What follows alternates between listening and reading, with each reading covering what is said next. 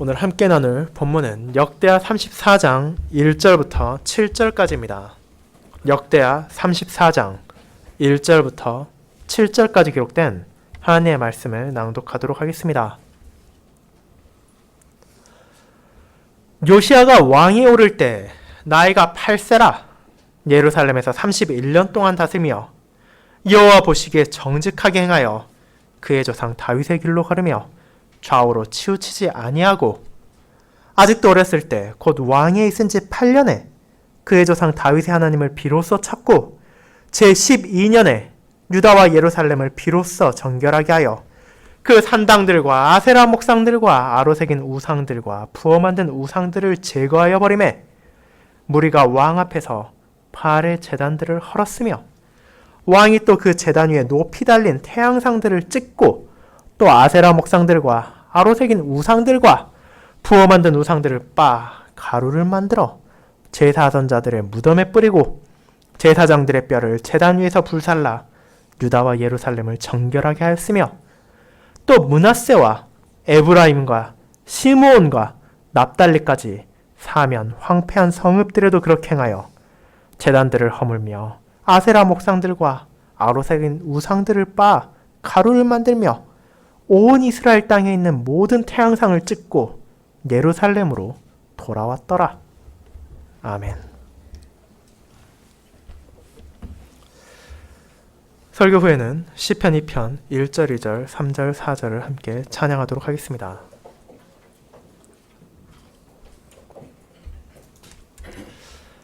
사랑하는 주 예수 그리스도 안에 있는 형제 자매님들, 역사 속에서 수없이 많이 등장하고 사라지는 왕들은 제각각의 이야기와 사연을 가지고 있습니다. 때로는 선한 왕이 등장해서 나라를 평안하게 다스리고 백성들의 삶을 돌보기도 하는 한편 그에 못지않게 수많은 악하고 어리석은 왕들이 나라에 등극해 국민을 어렵게 만들고 나라를 파멸로 이끌기도 합니다. 먼 나라를 떠올릴 필요도 없이 우리나라만 하더라도 왕정 체제가 자리 잡은 삼국시대 이후로 통일신라, 고려와 발해, 조선을 거쳐 수많은 왕들이 그 나라를 다스렸습니다. 그런 왕들이 가지고 있는 배경과 그들의 행적은 오늘날도 많은 사랑을 받아 영화나 드라마, 소설 등이 계속해서 만들어져 우리에게 친숙하게 다가오고 있기도 합니다. 한편으로는 현명하고 훌륭했던 왕의 인간적인 면모를 드러내기도 하며 다른 한편으로는 폭군과 암군들이 가졌던 의외의 모습들을 보이기도 합니다. 그런 왕들의 이야기는 지금도 여전히 많은 사람들에게서 사랑받고 있습니다. 그리고 오늘 우리는 한 왕을 가리키는 또 다른 왕에 대해 알아볼 것입니다. 이 왕 또한 우리가 알고 있는 다른 왕들과 마찬가지로 그 나름의 배경과 역사를 가지고 있습니다. 그렇지만 이 왕은 우리가 알고 있는 역사 속에서 등장하고 사라진 왕들과는 다른 점이 있습니다. 그것은 바로 하나님께서 그를 통해서 이스라엘 백성들에게 약속된 오실 메시아를 가리키셨다는 점에 있습니다. 이 왕은 하나님의 언약 백성들에게 약속된 왕으로 이 땅에 왔습니다. 그가 도래했을 때 유다의 상황은 정치적, 종교적으로 혼란에 빠져 있었습니다. 그리고 그는 자신의 사역을 통해 하나님께서 언약 백성들에게 약속하신 것을 성취하였을 뿐만 아니라 어둠 속에서 가라앉아가던 유다인들에게 그들이 진정으로 바라보아야만 하며 순종해야만 하는 하나님의 빛을 가리켰습니다. 그렇게 그는 비록 여전히 죄 속에서 잉태되고 온전하지 못하며 연약함이 있었음에도 불구하고 하나님께서 사용하심으로 죄 속에서 살아가고 우상을 섬기며 언약의 하나님 여호와를 모독하던 자신의 백성들에게 다시 한번 그들이 돌이킬 기회를 주고 그들로 하여금 자신들의 죄와 비참과 어리석음을 깨닫게 한 것입니다. 그리고 언약 백성들이 비록 자신들의 완악함과 어리석음과 배역함으로 인해 그 왕의 치세 이후 하나님의 공의의 심판, 언약의 저주로 인해 길고 험난했던 포로기를 거쳐야만 했습니다. 하지만 하나님의 은혜로 포로 생활에서 돌아온 그들은 이제 자신들과 선조들의 죄악을 고백하며 하나님께서 보내신 그 왕을 통해 가리키신 약속된 기름 부음 받은 왕 메시아 안에서 소망을 가질 수 있었습니다. 그 왕이 자신들에게 임할 때 이제 다시 한번 혼란과 어둠에 빠졌던 그분의 백성들에게 찬란한 빛이 비추일 것을 기대하며 이스라엘인들은 과거에 자신들을 다스렸던 왕을 통해 장차 자신들을 다스릴 메시아를 바라보는 위로를 받을 수 있었습니다. 이와 같은 하나님께서 보내신 왕인 요시아에 대해 우리는 알아볼 것입니다. 그리고 그들만이 아니라 우리 역시도 요시아를 통해서 드러난 예수 그리스도, 우리의 주님을 바라보며 소망과 위로를 발견하게 됩니다. 그와 같은 내용을 다룰 역대하 34장 1에서 7절까지의 말씀을 메시아를 가리키는 요시아라는 제목으로 설교하고자 합니다.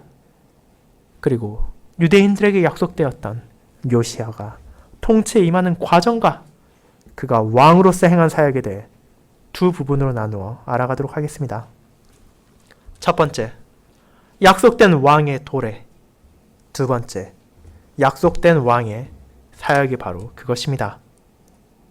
첫 번째, 약속된 왕의 도래에 대해 알아보겠습니다.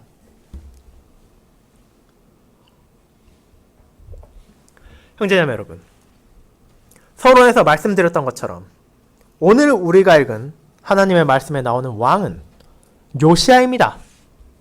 그리고 이 왕의 도래와 사역 그 자체에 대해 알아보기 앞서 우리는 하나님께서 어떤 시기에 그를 유다의 왕으로 보내셨으며 그 당시 유다의 상황이 어땠는지에 대해 생각해 볼 필요가 있습니다. 그는 평온한 시기에 존재감 없이 조용하게 자신의 시대를 보내고 떠난 왕이 아니었습니다. 요시아가 왕위에 오르고 그의 통치를 시작했을 때 유다는 진정으로 그와 같은 바른 왕을 필요로 했습니다. 유다의 백성들과 지도자들은 그들을 둘러싸고 있는 정치적이며 종교적인 혼란 속에서 갈 길을 잃고 방황하며 자신들의 죄와 악을 따라 살아가고 있었기 때문입니다. 요시아가 유다의 왕으로 등극하고 통치했을 시기는 유다를 둘러싸고 있는 주변 나라들의 국제정세가 급변한 시기이기도 했습니다. 북이스라엘을 정복했던 아수르가 힘을 잃고 바빌론이 떠오르고 있었습니다. 요나를 통한 하나님의 심판의 선언에 회개하고 돌이켰던 니느웨가 결국 악으로 돌아가 자신들에게만 심판으로 정복당했던 시기이기도 하며 그런 혼란한 정세 속에서 애굽 역시 자신들 위에 놓여있는 멍에를 제거하기 위해 반란을 일으킨 때이기도 했습니다. 이와 같이 유다를 둘러싼 모든 나라들이 각각 주도권을 잡기 위해 암투와 전쟁과 괴계를 이어가고 있던 때입니다. 하지만 동시에 외부적인 정세만이 아니라 유다의 내부적인 정치 역시 혼돈 속에서 앞날이 흐려져 있었습니다.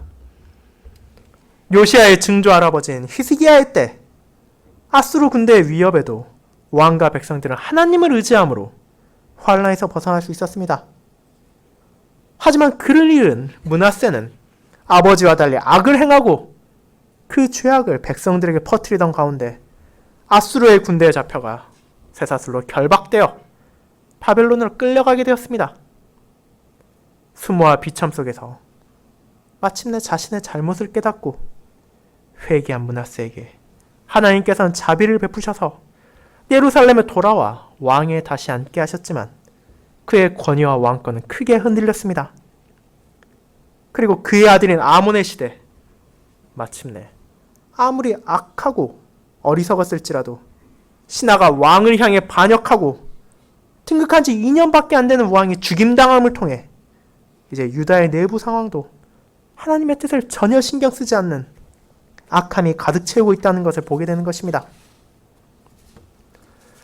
그러나 그런 내부적, 외부적 정치적 상황 이상으로 혼란에 빠진 것은 그들의 종교적인 상황이었습니다.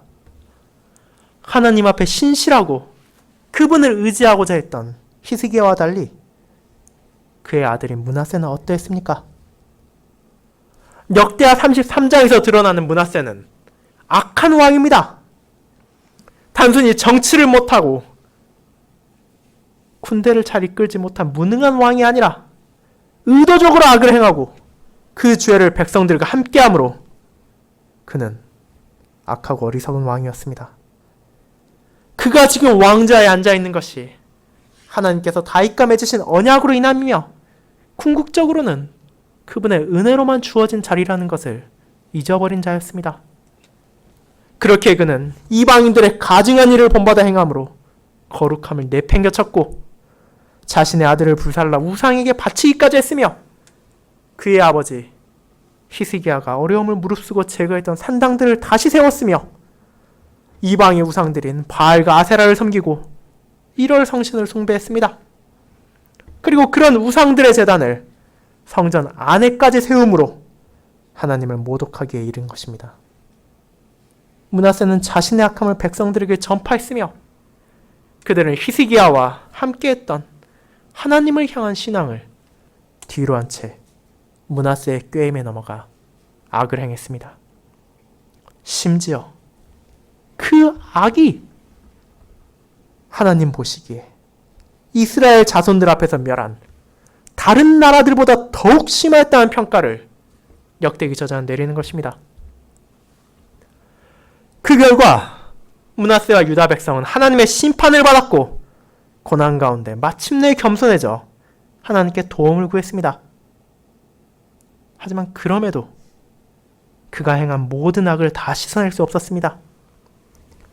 백성들 사이에 스며든 하나님을 향한 배역함과 죄악이 뿌리를 내리는 것은 너무도 빠르고 쉬웠지만 그런 죄악을 돌이키는 것은 그보다 훨씬 긴 시간과 노력이 필요했습니다.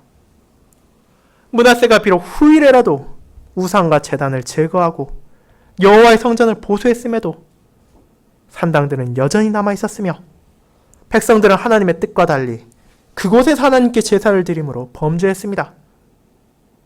그리고 마침내 므낫세가 55년이라는 긴 통치를 마치고 죽은 후 그의 아들인 아몬이 왕의 자리에 올랐습니다. 그는 짧은 시기 신하들에게 암살당하기 전까지 2년이라는 시간을 통해 다시 유다 백성들에게 악을 퍼뜨렸습니다. 말년에 므낫세가 제거했던 우상들을 다시 세우고 그것들을 향해 제사했으며 백성들은 그를 따라 다시 죄악으로 기쁘게 돌아갔습니다.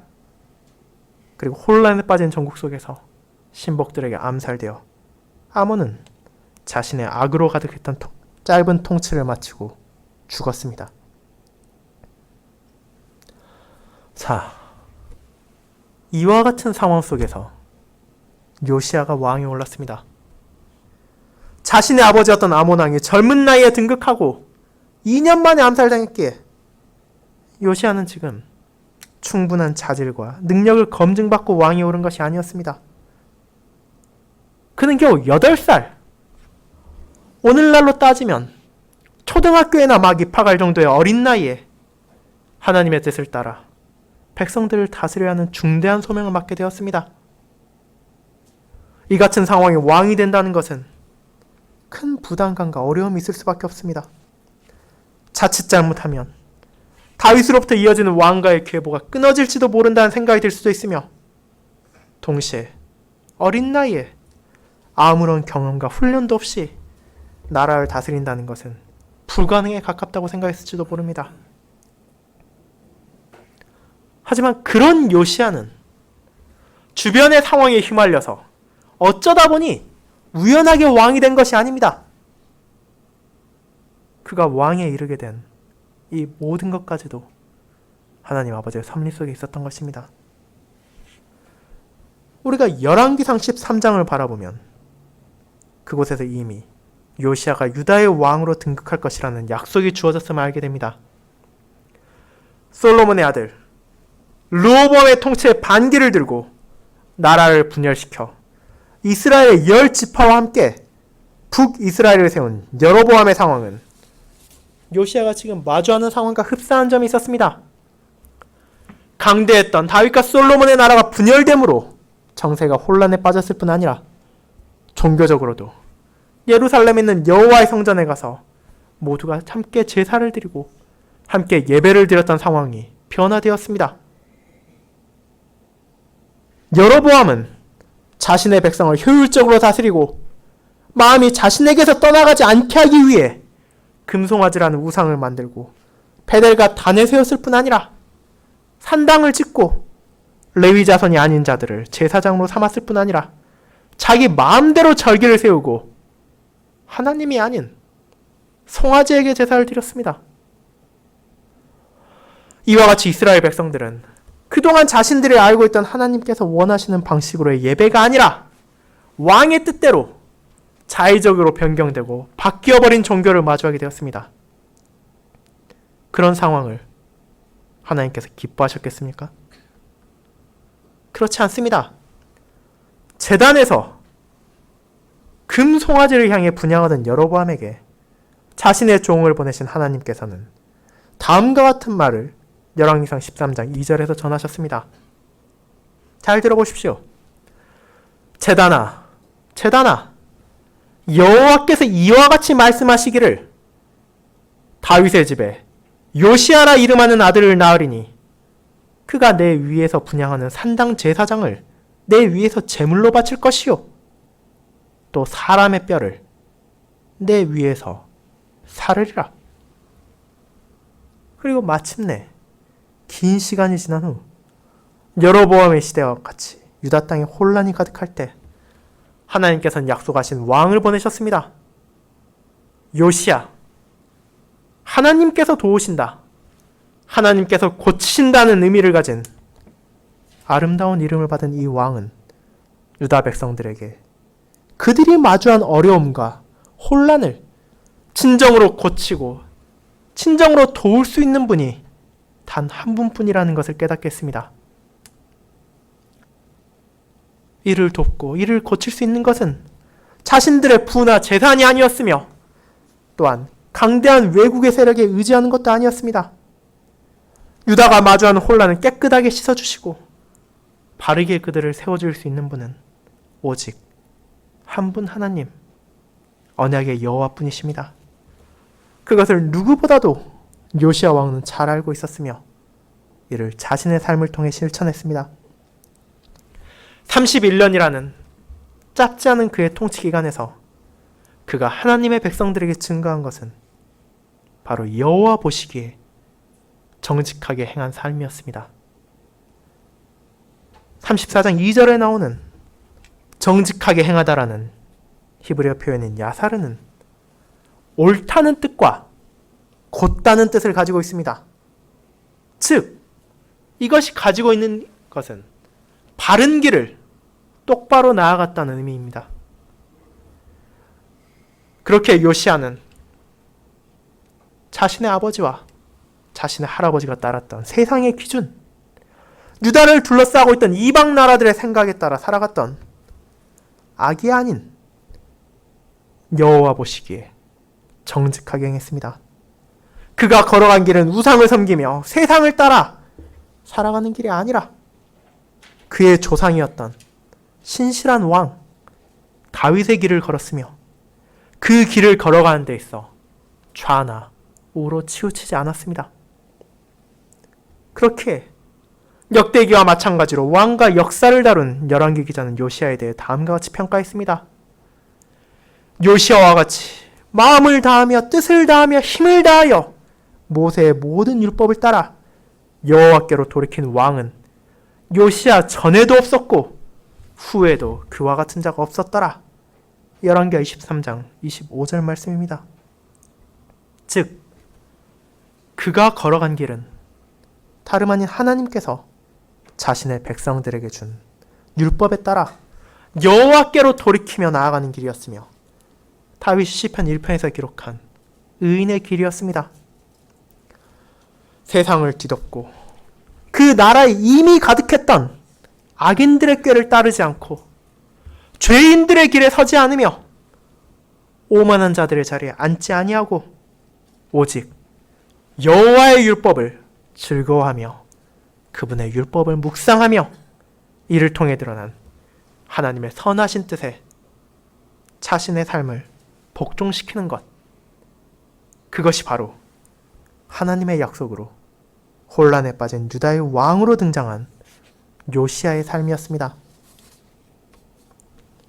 그리고 이를 바라보는 언약 백성들은 하나님께서 자신의 약속을 신실히 지키신다는 것을 깨닫게 되었습니다.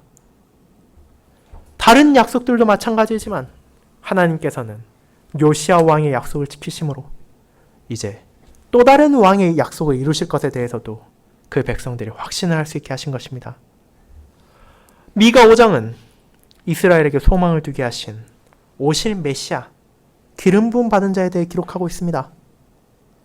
베들레헴 에브라다, 유다 족속 중에서 작고 초라해 보이는 그곳에서 고대 아담과 하와의 타락 이후에 주어졌던 약속에 따라 그리고 아버지와 함께 영원히 계신 왕이 이 땅에 오실 것이 약속되었습니다. 여호와의 능력과 여호와의 이름을 의지하며 땅끝까지 미칠 약속된 왕이자 구원자가 이스라엘 백성들에게 찾아올 것입니다. 그분께서는 예수, 자신의 백성들을 죄에서 건져낼 구원자 이름을 받고 이 땅에 오셨으며 그분을 통해서 나라와 민족들과 백성들은 하나님의 약속이 성취되는 것을 알게 될 것입니다. 이제 우리는 요시야를 통해 메시아를 보게 됩니다. 유다 온 땅에 가득 찬 혼란과 어둠 속에서 약속된 왕인 요시야가 나타나 하나님의 치유와 하나님의 도움을 알게 했습니다. 자신들의 하나님께로부터 등을 돌렸던 백성들 앞에서 그의 조상 다윗의 길을 걸으며 여호와 앞에서 정직하게 행한다는 것이 무엇인지를 그의 삶을 통해 요시야는 증거했습니다. 그리고 그가 가리키는 약속된 메시아인 예수 그리스도께서 오실 때 이스라엘은 여전히 혼란과 어둠에서 벗어나지 못하고 있었습니다. 로마의 식민 지배에 놓인 그들은 정치적으로 나아갈 길을 바르게 잡지 못한 채 방황하고 있었으며 같은 민족들끼리도 분열하여 시기와 멸시가 일상화되어 있었습니다. 그들은 하나님의 뜻을 따라 전심으로 그분을 사랑하며 그와 같이 이웃을 사랑한다는 것이 무엇인지 잊어버렸던 것입니다. 또한 종교적으로도 겉보기에만 문제가 없었습니다. 당시 종교 지도자들과 이스라엘인들에게 므낫세와 아몬의 시대가 너희와 같다라고 한다면 그들은 황당해하며 어떻게 우리를 이렇게 모욕할 수 있느냐 라고 답할지도 모릅니다. 그들은 분명 예루살렘에 있는 성전에서 예배와 제사를 드리고 있었으며 우상을 가지고 있지 않았기 때문입니다.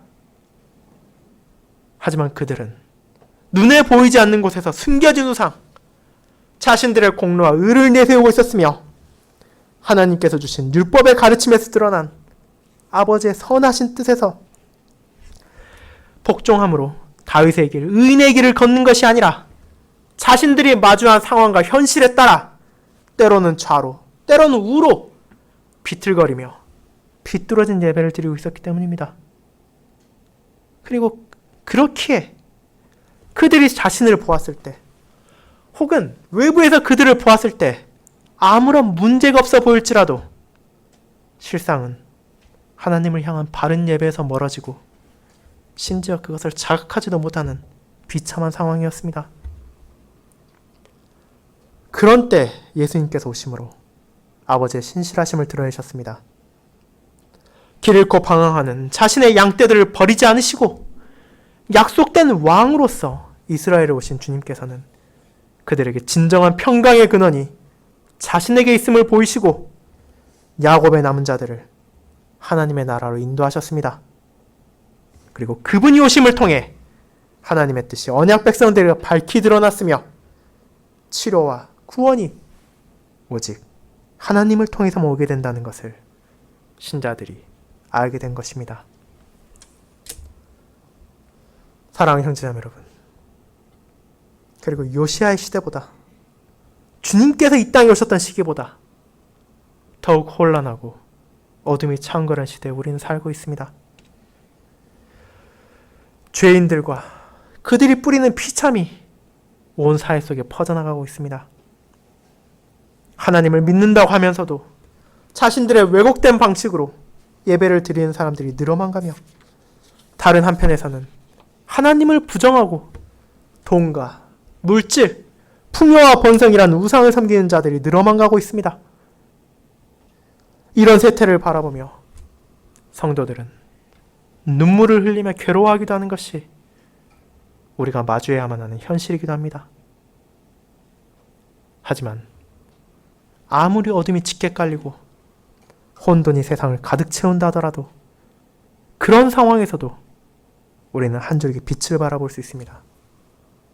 그것은 바로 약속된 왕으로서 이 땅에 오신 주님께서 다시 한번 세상의 모든 것을 심판하러 오실 것이라는 약속입니다. 자신의 약속에 신실하심으로 독생자를 이 땅에 보내신 하나님께서는 이제 그런 독생자의 재림을 통해 자신의 공의와 사랑을 이 땅에 온전히 세우실 것이라는 약속을 지키실 것입니다. 그렇게 우리는 타락하고 배역한 세상에서도 주님이 오신다는 것에 확신을 가지며 살아갈 수 있습니다. 그리고 세상의 그 어떤 죄인과 악인도 그분께서 다시 오신다는 약속을 막을 수 없기에 주님의 날에 찾아올 영광과 기쁨을 바라봄으로 위로를 받으며 아버지의 약속이 성취될 그날 여호와의 날을 바라볼 수 있는 것입니다. 두 번째, 약속된 왕의 사역에 대해 알아보겠습니다. 성도 여러분, 그렇다면 약속된 왕으로서 유다에 온 요시야는 어떤 사역을 했으며 무엇을 통해 오실 메시아를 가리켰습니까? 우리는 그의 행적을 통해 하나님께서 요시야를 통해 유다를 어떻게 회복시키는지와 그것을 바라보는 언약 백성들이 어떻게 오실 메시아를 바라볼 수 있게 되는지를 확인할 수 있습니다. 그리고 우리 역시 그런 요시야의 통치를 통해 그리스도의 통치를 바라볼 수 있게 됩니다. 앞서 말씀드렸듯이 요시야가 왕에 올랐을 때는 겨우 8살밖에 되지 않았던 때입니다. 그렇게 그가 왕이 되자마자 자신의 통치를 시작할 수는 없었습니다. 아버지인 아몬이 신하들에 의해 암살당했으나 그 신하들 또한 백성들에 의해 죽임을 당했습니다. 그 결과 요시야를 왕으로 세운 이들은 어린 요시야를 대신해 정치적인 권력을 행사하며 힘을 크고자 했던 것으로 보입니다. 하지만 그들은 선한 뜻과 하나님께 돌이킴으로 그것을 한 것이 아니었습니다. 그들은 여전히 아몬 왕의 어두운 그림자에서 벗어나지 못했습니다. 자신들의 힘과 부를 쌓는 것에 만족하며 유다의 혼란과 어둠을 걷어내려는 노력을 하지 않았습니다. 하나님을 찾고 그분께로 돌아가기는커녕 여전히 우상들이 유다에 가득히 세워지고 있었으며 백성들은 그것들에 정신을 팔리고 있었습니다. 그리고 요시야가 왕에 오른 지 8년째 되던 해 아직도 소년에 불과한 어린 왕은 그런 유다 백성들이 얼마나 큰 죄악을 범하고 있는지를 깨닫게 되었습니다. 그의 권위를 빌어 유다를 다스리던 경험 많은 정치인들이 의도적으로 간과하고 무시하고 있던 죄악은 겨우 16밖에 안 되는 왕이 깨달을 수 있을 정도로 명백한 것이었습니다. 그는 그의 조상 다윗의 하나님을 그 상황에서 찾았습니다. 하나님이야말로 상처 입은 유다를 치료하실 분이시며 혼란에 빠진 유다를 도우실 수 있는 유일한 분이라는 것을 확신하며 그분을 향해 나아간 것입니다. 그리고 하나님의 뜻을 쫓아 요시야 왕이 행한 것은 유다에 가득했던 우상 숭배를 타파하고 언약의 여호와께로 백성들을 되돌리는 것이었습니다. 그 과정은 쉬운 것이 아니었습니다. 어린 왕이 되돌리기에는 너무도 많은 우상들이 유다 백성들의 삶에 뿌리박고 있었습니다. 수많은 우상들이 세워지고 다양한 이방신들을 언약 백성들이 숭배하고 있었습니다. 그러나 그에 익숙해져 있던 신하와 백성들이 이런 우상을 제거하려는 요시아의 행동을 마음에 들어할 리가 없었습니다. 이것은 그의 정치적인 입지를 흔들 수도 있으며 어쩌면 자신의 아버지인 아몬과 같이 목숨을 잃을 수 있는 위험을 부를 수도 있었습니다. 하지만 그가 찾은 것은 세상의 권력이나 백성들의 호의 혹은 고관들의 협조가 아니었습니다. 그는 다윗의 하나님을 찾았으며 그분의 뜻에 순종했습니다. 그 결과 요시아는 자신을 약속했던 하나님의 가르침에 순종했습니다. 다시 한번 열왕기상 13장에 기록된 요시아에 대한 약속을 떠올려 보시기 바랍니다. 하나님께서는 북이스라엘에 세워진 우상을 숭배하는 제단을 찾아온 여로보암을 향해 다음과 같이 말씀하셨습니다. 제단아 여호와께서 이와 같이 말씀하시기를 다윗의 집에 요시아라 이름하는 아들을 낳으리니 그가 내 위에 분향하는 산당 제사장을 내 위에서 제물로 바칠 것이요 또 사람의 뼈를 내 위에서 사르리라. 다윗의 집에 다윗의 후손으로 다윗의 하나님을 찾은 요시아가 하나님의 뜻에 순종해서 행한 일이 바로 이 약속의 성취였습니다. 그는 4년간의 시간을 걸쳐 준비를 한 후 유다와 예루살렘을 비로소 정결하게 했습니다. 마침내 유다를 가득 채우고 있고 예루살렘을 더럽히던 우상들과 이방신들의 자체를 제거하기 시작한 것입니다. 그는 산당들을 부수고 가나안의 여신으로 추앙받던 아세라 목상들을 깨뜨렸습니다. 나무와 돌을 깎아 만든 우상, 주물에 금속을 부어 만든 우상들을 가리지 않고 제거했습니다. 또한 가나안의 풍요를 관장하는 신인 바알의 제단을 헐었으며 거기에 달린 태양을 숭상하기 위한 태양상들을 찍어내며 목상과 우상들을 가루로 내버리는 일을 직접 지휘했습니다. 그리고 우상을 숭배하며 백성을 미혹하던 제사장들을 처형하고 그들의 뼈를 자신들이 우상을 향해 제사를 드리던 제단에서 태워버림으로 하나님의 뜻에 복종하고 예언을 성취했습니다. 그리고 이와 같은 큰 수고와 피 흘림을 통해 마침내 유다와 예루살렘에 찾아온 것은 바로 정결함이었습니다. 땅이 정결하게 되었다는 것은 깨끗하게 되었다는 의미를 가지고 있으며 이는 두 가지를 나타냅니다. 유다와 예루살렘이 정결하게 되면 그곳을 가득 채웠던 추악한 우상들이 사라지므로 물리적으로 눈에 보기에도 깨끗하게 되었지만 더욱 중요한 것은 그것들이 나타내던 유대인들의 우상 숭배와 도덕적 타락을 제거해서 하나님 앞에서 그들이 정결하게 되었다는 것을 나타냅니다. 그렇게 단순히 집과 도시를 깨끗하게 한 것을 넘어 비로소 유다 백성들이 하나님 앞에 바르게 나아갈 수 있는 단초를 요시아 왕은 마련한 것입니다. 하지만 이런 우상 숭배의 그림자는 유다와 예루살렘에만 한정된 것이 아니었습니다. 아수르가 점령하고 사람과 물자를 수탈해서 황폐해져 버린 북이스라엘의 영토인 므낫세와 에브라임, 시므온과 납달리까지도 요시아는 나아가서 그 성읍들에 있는 제단들을 허물고 나무와 금속으로 만든 온갖 가나안 신상들을 부수었으며 다시는 그것을 수리할 수 없도록 가루로 만들어버렸을 뿐 아니라 이스라엘 땅에 있던 태양을 숭배하는 헛된 우상들까지도 찍어 파괴한 후에 예루살렘으로 돌아왔습니다. 이를 통해 유다와 이스라엘, 하나님의 언약 백성들에게 우상을 숭배하는 것이 얼마나 어리석은 것인지를 그는 보여주었을 뿐 아니라 그토록 쉽게 부서지고 쉽게 사라질 헛된 우상의 목을 메고 소망을 두었던 그들의 죄악을 요시아는 드러낸 것입니다. 그리고 그 모든 과정을 통해 땅과 성전을 깨끗하게 함으로 마침내 사람이 만든 헛된 조각이나 우상이 아니라 하늘에 떠있는 피조물이 아니라 언약의 주인이시며 유다와 이스라엘의 백성들의 하나님이신 여호와를 향해 백성들을 인도해 나감으로써 그는 통치를 시작한 것입니다. 이 같은 요시아의 사역을 통해 언약 백성들은 우상 숭배를 멈추고 하나님을 바라볼 수 있게 되었습니다.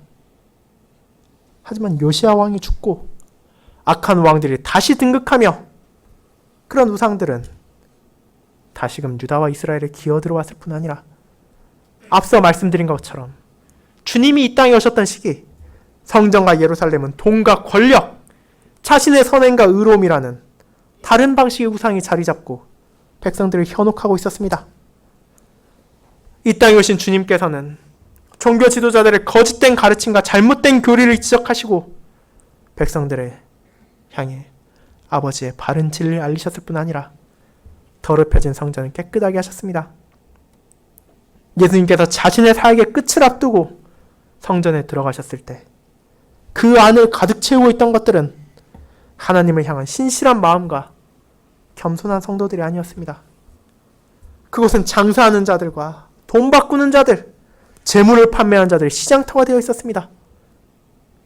하나님께 나아가고 겸허한 마음으로 기도하는 장소가 되어야 할 아버지의 성전이 강도의 소굴이 되어 그분을 높이기는커녕 하나님을 모욕하는 처참한 상태가 되었던 것입니다.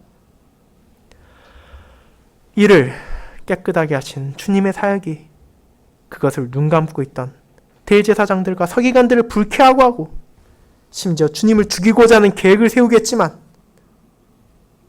주님께서는 그런 죄인들의 위협을 두려워하지 않으시고 자신을 가리킨 요시아가 예루살렘과 성전을 깨끗하게 한 것과 같이 강도와 같은 장사치들을 쫓아내시고 아버지의 집을 깨끗하게 하심으로 요시아의 사역을 알고 있던 언약 백성들이 이를 통해 자신을 바라보며 정결해진 몸과 마음으로 오직 하나님만을 의지하며 그분께로 나아갈 수 있도록 죄로 더럽혀진 그들을 자신의 피로 눈과 같이 씻어주셨습니다. 사랑하는 성도 여러분, 우리는 요시아의 행적을 통해 주님의 사역을 바라볼 수 있습니다. 동시에 하나님의 왕으로 오신 그리스도께 참여하여 그분의 직분에 함께한 신자로서 우리 또한 왕으로서의 소명을 받았다는 것을 기억해야 합니다.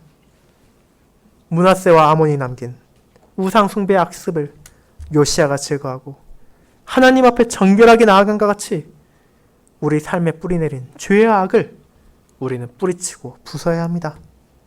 그리고 그런 죄와의 싸움을 하며 하나님 앞에서 정직하게 살아가는 것이 왕의 직분을 받은 저와 여러분 모든 성도들에게 주어졌습니다. 물론 그럼에도 우리는 온전하지 못함을 겸허히 인정하게 됩니다. 요시아 왕이 제거한 우상과 악습들이 다시 이스라엘에 자리 잡았던 것처럼 우리가 아무리 싸우고 아무리 피하려 한다 하더라도 우리를 둘러싼 죄와 악, 심지어 우리 안에 있는 악한 옛 본성까지도 온전히 제거할 수 없음을 우리는 어느 순간 깨닫게 될 것입니다. 하지만 그럼에도 신자는 절망하지 않을 수 있으며 자신의 소명을 포기하지 않을 수 있습니다. 그 이유는 우리 자신 안에 있는 것이 아니라 오실 메시아 주님의 재림에 있습니다. 그분께서 다시 오실 때 모든 죄의 악은 온전히 파멸되고 새하늘과 새 땅, 신자들이 나아갈 새 예루살렘은 단 한 점의 더러움도 없는 정결함으로써 하나님과 함께 성도들이 기쁨과 영광을 나누는 곳이 될 것입니다. 그날을 여러분은 바라보고 있으십니까? 우리의 현실과 우리의 주변이 죄와 비참으로 가득 차고 어둠이 자욱할지라도 주님께서 그 모든 것을 정할 날이 찾아올 것입니다. 그리고 우리는 그날을 함께 기쁨으로 맞이할 것입니다. 그 사실을 기억함으로 주님의 날을 바라보며 정결한 삶으로 하나님 앞에서 신실히 다윗의 길, 의인의 길을 걸어가도록 합시다. 우리와 함께 하시는 성령 하나님의 격려와 인도 속에서 새로운 한 주, 다시 좌로도 우로도 치우치지 않는 이 길을 나아가는 발걸음을 여러분이 멈추지 않기를 바랍니다. 아멘.